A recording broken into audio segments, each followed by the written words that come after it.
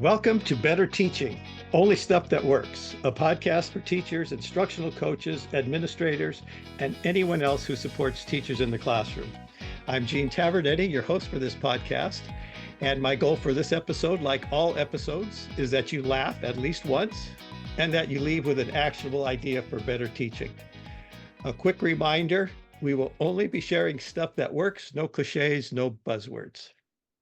My guest today, I am very happy to have with me is Dr. Anna Stokke. Anna holds a PhD in math and is a math professor in the Department of Mathematics and Statistics at the University of Winnipeg. In her role as a university professor, she has won several awards for her teaching excellence, including a 3M Teaching Award in Canada, which is the highest award for post-secondary teaching and educational leadership. Anna is a strong math education advocate and is active in community outreach for advancing math education. She also co-founded and is president of a nonprofit organization which delivers after-school math classes. And her voice may be familiar to many of you. She hosts the popular math education podcast, Chalk and Talk. Welcome, Anna. Well, thank you for having me. Glad to be here. Boy, my pleasure. You know, one place I'd like to start a little bit because I think it's going to lay some context for a lot of what we're going to be talking about is, could you talk about your nonprofit and after school program that you do? Yeah, sure. So founded that about, I guess, 10 or 11 years ago. So we mostly do grades 4, 5, and 6, though we have done higher grades certain years. And I hire university students to teach the classes. I designed all the lessons myself. This is just outreach that I do in the community. And my husband also helped design some of the lessons. He's also a math professor. And so, yeah, we still run that. It's nonprofit. It's offered at low cost to parents, and we give bursaries as well. So some kids can come and the parents don't have to pay very much at all. Basically, we just wanted to have something in the community for people that would help teach basic skills and some of the things that are missing in the classrooms that we were finding. So some of the basic skills that you think they were missing. I know one of them that you talk about and very much on your show. In fact, you just had Dr. Ponce on for 2 hours talking about math facts. What is the deal? How did that become controversial that students should learn their math facts? Well, I wish I had a good answer to that question. And by the way, Brian Ponce and I actually talked for 2.5 hours. So I edited it down to two hours, which I published as 2 episodes, which are really quite popular. So I mean, it's interesting because it was a surprise to me when I found out that some people think that it's not important for kids to memorize math facts. I think it kind of goes back to a lot of people sort of think that, math shouldn't be all about memorization. People disparage things like this as drill and kill, etc. Of course, it doesn't make sense because it's important to actually have those basic skills and those basic facts in long-term memory so that you can easily retrieve them when you're trying to do more complex problems. But yeah, I mean, it's interesting. And it's been going on for quite a while, to be honest. Was that one of the reasons that you wanted to start your after school program? Is that one of the things you saw that was missing? Well, if you want to know the whole story behind that, so it was when my kids were in school or when they were in elementary school, and we noticed that some of this was going on. It wasn't just times tables. It was kids also weren't learning standard algorithms in Manitoba. They were getting very convoluted methods for doing basic arithmetic. The kids were just confused, and parents would always talk to us about it because we're mathematicians. And so we actually started an after school club in our home. So my daughter and her friends would come over and we'd do math and, they'd have lots of fun and we'd send them home with homework and they actually did it and that sort of thing. But, we felt bad because there were just so many kids that were getting left behind and, we could just help our own kids, right? But we felt that we should do more than that. So we just talked to some other math professors in the city, and we just founded a nonprofit organization to do that. So you did that, and obviously it's successful because been doing it for over a decade. Was there a response from the schools? Any pushback? Anybody saying, gosh, we don't teach it that way? Or were they thankful you did it? Or did they even know you were doing it? Yeah, that's a good question. I wouldn't say there was pushback, no. I mean, I don't think I've ever gotten any pushback when it comes to Archimedes math schools.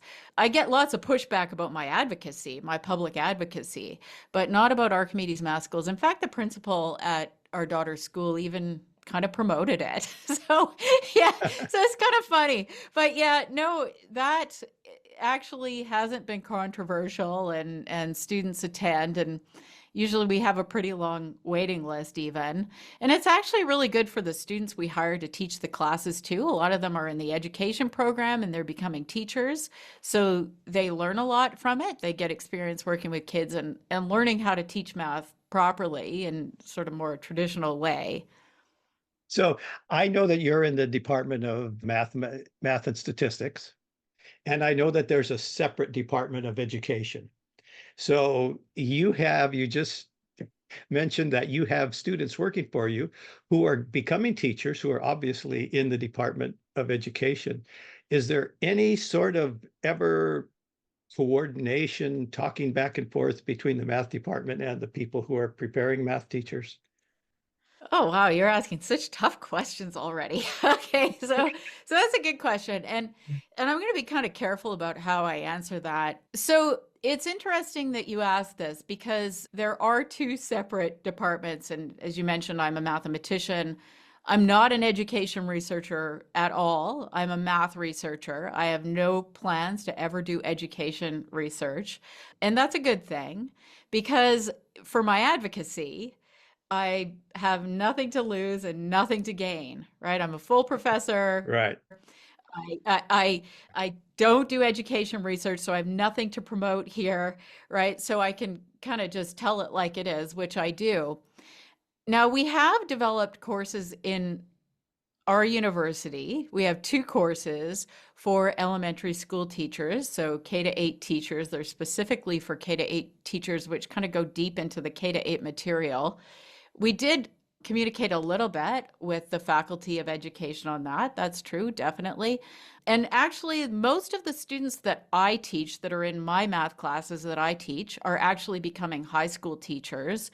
So they're getting math degrees to become high school teachers. But we do have these two courses, which are elementary K to 8 teachers. But generally, I would say just there tends to be a bit of a difference of opinion in how the education faculty thinks that teachers should be taught how to teach and how a mathematician might think that teachers should be taught how to teach. And so that can be kind of complicated, that just sort of navigating that. Now, having said that, I do go to one of the education classes every year, and I talk to those students about how I think math should be taught. And so I really appreciate that relationship with that professor in the Faculty of Education that has me to his classes. I'd certainly like to speak to more students about it. Mhm. But truth be told, we're not the math department isn't charged with teaching teachers how to teach. We're supposed to teach the content. So that's kind of how it works. And that and I understand that. And it seems like as I talk to more and more people in education, there are just so many silos like this that people have no idea what's going on with something else. And I kind of liken it to going to the doctor, and you go to your general practitioner and they hook you up with a specialist, and then you have another issue and you've got all of these groups of doctors that never talk to each other, that don't know the whole story. And I worry about that I'm going to say kids, they're all, as they young teachers, they just don't have the whole story on a lot of things. And you mentioned your math advocacy. One of the things that your name becomes associated with, and I know that I've communicated with you about this a little bit, is the science of math, science of learning. And I have my issues, my issues. My job in education is to work with teachers to help them change their practices to be more effective. And I understand, I don't care what term is used, but what I worry about is the fact that when there is a term like science of learning or science of math, all of a sudden the teachers get turned off because for their whole career, somebody has told them this is based on research. This is, and now we have something else. So I guess my question after my get off my soapbox a little bit here is the science of learning, the science of math helping to advance, or are we creating we still have these silos, these divisions with folks?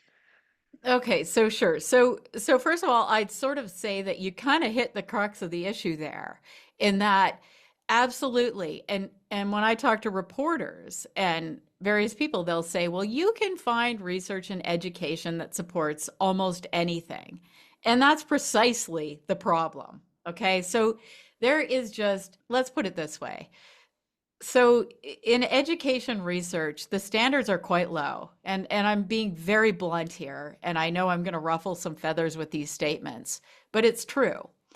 And and this is a big problem because in fact there is some research that would be considered more rigorous, but then there's other research which is more of this kind of flavor. So someone has an ideology, they want to prove it's true so that they have research to say it's true.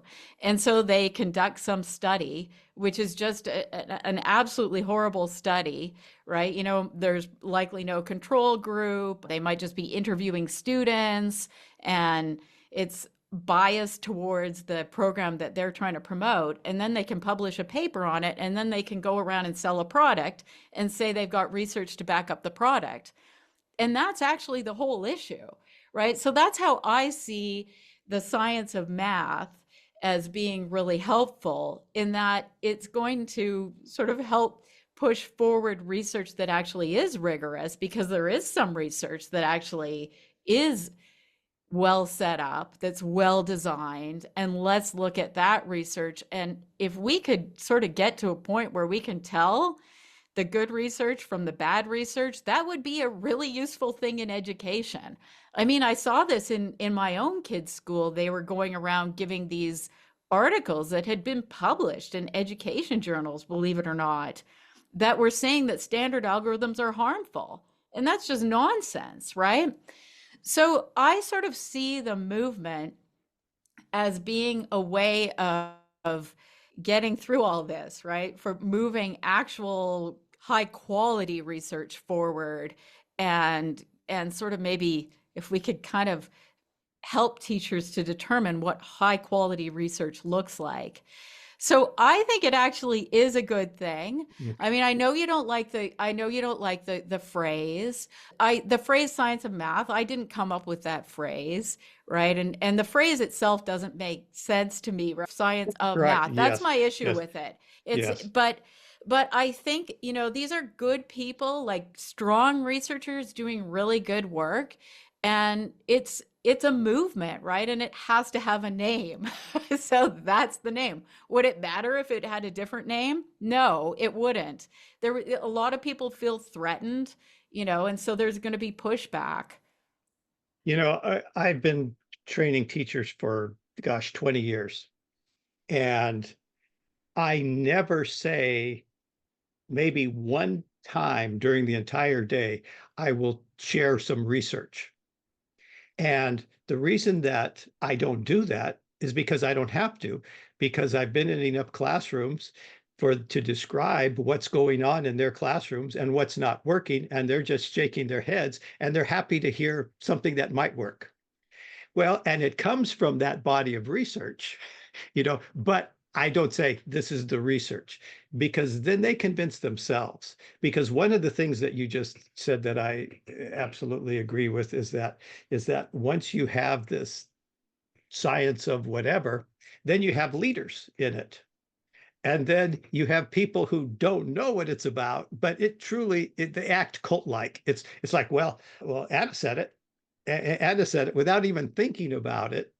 without being any, no discernment at all. So at any rate, again, my concern, my goal is always to eliminate as many barriers for many reasons not to do something as I can. And I just think that they are the longer they've been in the profession, the longer that they have heard, oh, this is based on research. And I have to tell you, when I started reading education research and I find out that the experimental group was a group of graduate students pre-med, I'm done.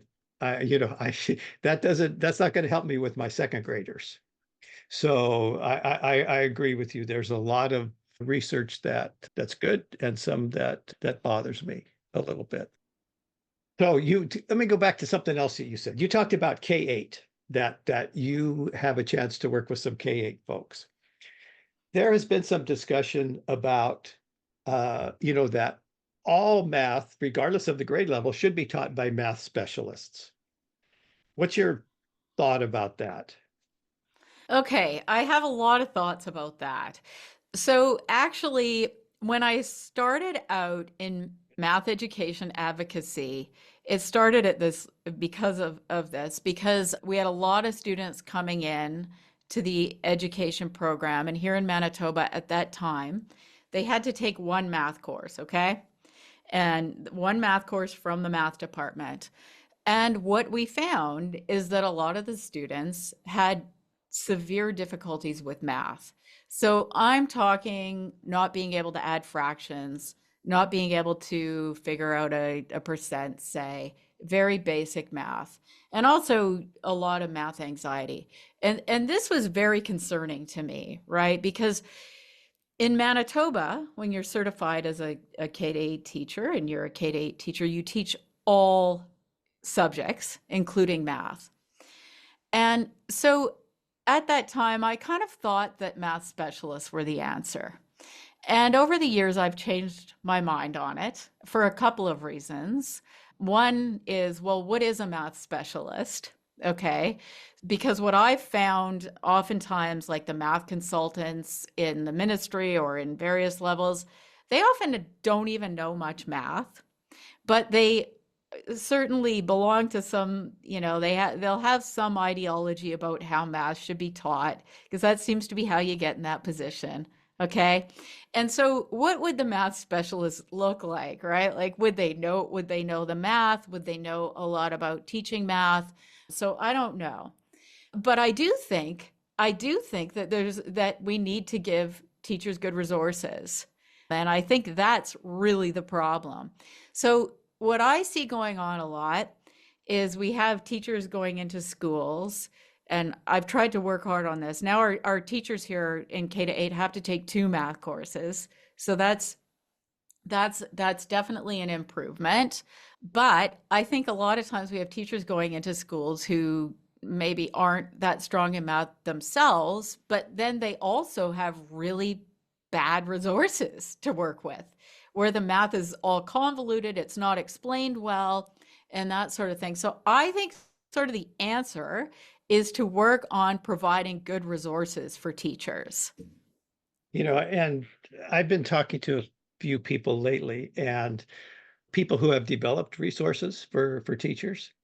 And to me, the most powerful thing about them, aside from their clarity and just the structure, was how much the math teachers could learn. It would teach them how to do it. I remember one teacher that I was working with in my workshop. She didn't talk all day, and I'm thinking, I guess this didn't mean much to her. And at the end of the day, she came up to me. She goes, "Thank you, thank you, thank you. I had no idea how I was going to teach math. I had no idea." And the resources were not going to help her. We're not going to help her. So I think if they have the resources, then the teachers can, learn themselves. But without it, you look at those resources and you wonder, what are they asking? As an adult, I'm sitting in the class saying, what are they asking? What would be the correct answer? So good materials, good resources. One of the things that people talk about is that, well, if you're teaching math in a primary primary grades, you should at least know the math 3 grades higher or algebra. What do you think about that? Okay, if you want to know what my opinion on this is, so here's sort of what I see as the ideal. I think that an elementary school teacher should have ideally grade 12 pre-calculus, all right, from high school, plus some courses at the university that dive into problem solving and really get into the why behind the math that they're going to teach. Now, whether that's going to happen or not, I mean, it could be quite unrealistic. I mean, I don't think that it's really, you know, like I don't think it's an unreasonable ask, but it's not usually the way it is. But certainly you need to know the math beyond what you're teaching so that A, what you're teaching is automatic to you, and B, you know what you're preparing students for.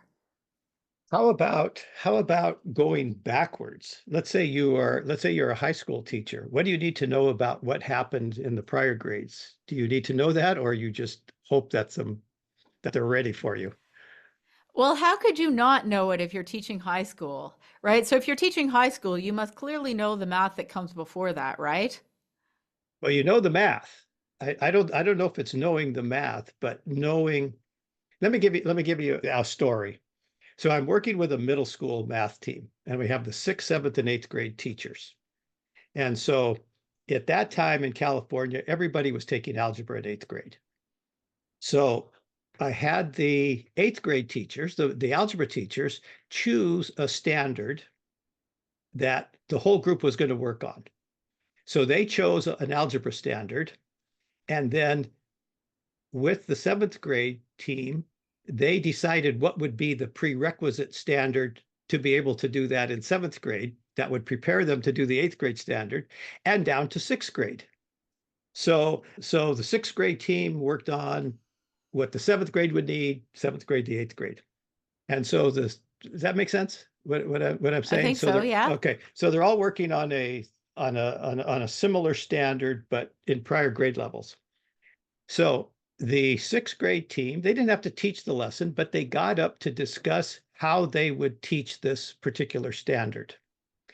The algebra teachers, I thought they were going to be sick to their stomachs because they could not believe what was being taught in sixth. And now they realize this is why our kids are not prepared because they had never done that articulation before.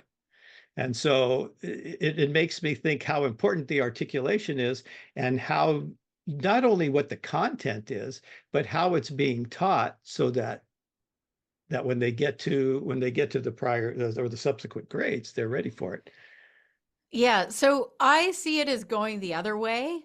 So I think that the higher grades need to talk to the lower grades. I mean, it's a two-way street, right? But Yes, yes. I think that it's important that because I think a lot of times people don't realize what it is that students need to know at the higher grade and what the important topics are. So I think it's important to communicate that.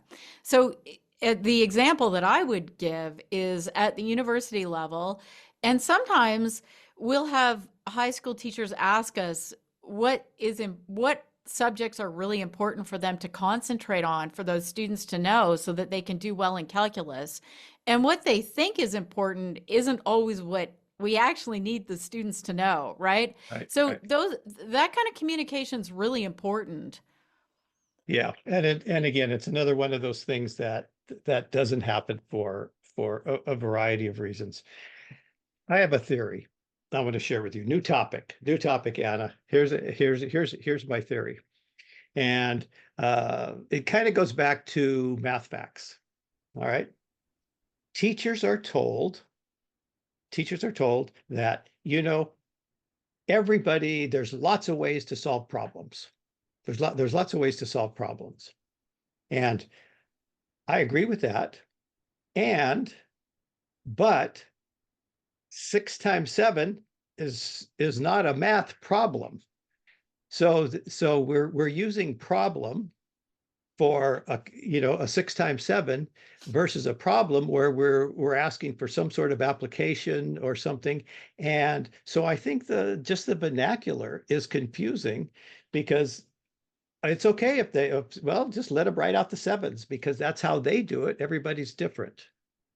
So there are lots of ways to do any math problem, really, right? There's lots of Yeah. ways to figure out 6 times 7. But guess what? Some ways are better than others. All right. So the big problem is, and I know this argument. I hear this all the time, right? I don't know why. I guess people are worried that students think that there's only one way to do things. I mean, why is everybody so worried about this, right? If you think that students think that, just tell them that there's not only way to do things. And that's true, right? But usually one way is better. And why would you do it the worst way? Like, who would do that? That makes no sense, right? Like, why wouldn't you choose the best way to do something? And in fact, what we should be teaching students is to look for the most efficient ways to do things. That's what we do in math. Like, we don't sit around trying to think of many ways to do 6 times 7, right? I mean, you just want to eventually just know what it is and do harder problems, right? And so that's why I think that the teachers are confused that, we don't have any other term other than 6 times 7 is a math problem. I'm going to give you 7 multiplication problems. And you're right. I think, just, hey, you just know your facts, you memorize your facts, and you do these. You do these practice. And I can't even think of another term to use, problems. But you're right. Why would you do something differently than the most effective, efficient way? And why would you teach them to do something different? I don't know. Well, I've there's another thing, Gene, is that people have some idea of what conceptual understanding means. So that's a big thing in math education, right? So we want kids to understand math, and I want kids to understand math too. I usually explain why things are true. Everything in math does have a reason behind it, and students do need to know that. But I think that there's some confusion about what understanding means. And I think a lot of times people seem to think that understanding something means that you can do it in many different ways. Okay, so I think there's some confusion about what understanding means. Yes. Yeah. I don't know what else to say. I think there's a lot of confusion. That's one of them. And I've talked to adults, a little bit of a new topic. I've talked to adults who have gone to trainings where they've had a person come in, a consultant come in and give this open-ended problem, and they get in their groups and they think about it and they solve it, and they just say, wow, you know what, I wish I had been taught like this. I mean, my ideas were accepted, my ideas were valued. And boy, I just don't know. I don't think an adult can do that because they bring in so much prior knowledge. Okay, so I hear this argument a lot. All right. So this is a huge issue. So it's an emotional argument and it's also an illogical argument. And it's coming from an adult who has already experienced many years of math education. And it's also a very appealing argument. And I think professional development providers they depend on this argument to sell their product in a lot of cases. All right. So and actually sometimes it's true, right? So if I said, I wish that my teachers had done a better job of spacing out practice, so giving spaced practice, because I just learned, that now I understand how the memory works, how working memory and long-term memory works. Well, that's true, right? It would have been better if my teachers had given more spaced practice, but not because of how it made me feel, right? Because it's Right. better to give space practice. Yeah. Okay. So, and you know what? It's not your place. I'm sorry, but it is not your place to decide based on your own feelings how, hundreds and thousands of children should be taught. No, it is absolutely not. It's not about what makes an adult feel good, right? It's about using teaching methods that have a higher probability of working for the largest number of students. That's the bottom line. So I think a lot of what's going on is the curse of knowledge, right? So we forget how hard it is for someone to learn something when they've never seen it before. We forget how hard it would be to work with a problem like that when we don't have the background skills, right? So I think always we have to keep in mind the instructional hierarchy, which is what I've been talking about recently since my episode with Brian Ponte. That you have to progress. You have to work your way up to difficult problems. A student who doesn't have the background knowledge finds those open-ended problems really difficult. How can they do them? And then there will be other kids in the group that have prior knowledge for whatever reason, and because maybe their parents taught them, or they go to after school classes, or they just pick things up really quickly, and those kids excel in those situations. It just widens gaps. So I think that actually this argument bothers me a lot. I actually think it's quite unacceptable, I will say, to be making decisions and promoting certain programs based on, like, appealing to with this emotional appeal, that, well, this is what I wish I'd done this. I mean, who cares, Right, right? right, It's right. about it's about what works best for the kids. Well, I think a tangential argument to the person who says, "Well, I love this, and we should be doing this," is the idea that every single lesson that we have is relevant. It has some real world relevance, and I don't think so. You're just learning things.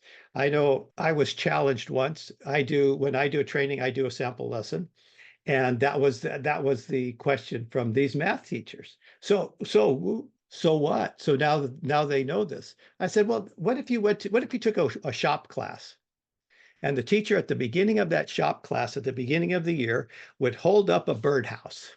They say, we're going to build this. This is going to be great. And you know what? You know what they do the next day? They saw a piece of scrap wood. And then the next day, they get a different type of saw, and they saw it at a different angle. So you have to, not everything is relevant in the real world. And one story that I'll share, that I always laugh at every time: fourth grade teachers are teaching area, and they'll say, "Oh, I have to tell them why it's important."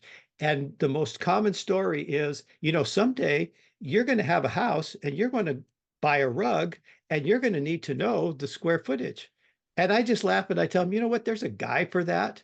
And besides, I have never, in all the carpet that we have purchased, it's never been close. Our measurements have never been close. So that just that I don't know how relevant buying a house is to a 9-year-old. Yeah. Okay. So I mean, this happens a lot in math, by the way. People expect that you're supposed to be saying, where's the real world application? So the first thing I'm going to say about this is the best thing I think a teacher can do to get their children, or to get their students to like math, is be passionate about math yourself, and teach it well, right? Students want to do things that they feel they're successful at, right? So help the students be successful. And that's going to help them to like math and be passionate about it yourself. If you're always chasing the applications, this is just a losing battle, right? If you set it up so that your kids are always asking you, what's the application of this? What's the application of this? This is going to be exhausting, and it's going to be really hard to do. I mean, not that it should be easy enough to give applications of basic arithmetic, fractions, and that sort of thing. But I actually don't think kids care about it that much. I don't think my students care about it that much. So, I mean, I've been teaching at the university for 20 years. All right. I have never, I don't think, and I've seen, many student evaluations from my own classes, from other people's classes. I've evaluated people's teaching from other universities.